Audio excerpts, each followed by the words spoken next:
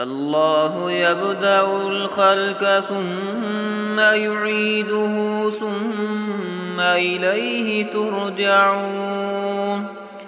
ويوم تقوم الساعة يبلس المجرمون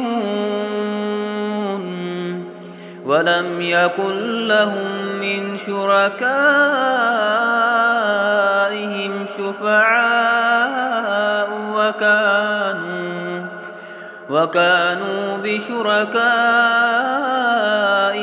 كافرين ويوم تقوم الساعة يومئذ يتفرقون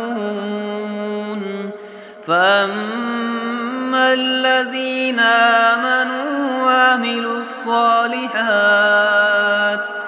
فهم في روضة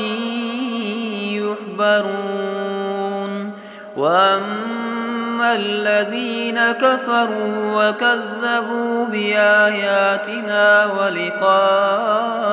الآخرة فأولئك في العذاب محذرون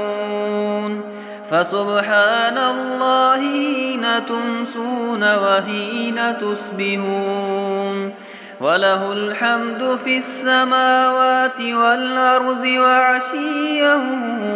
وحين تظهرون يخرج الحي من الميت ويخرج الميت من الحي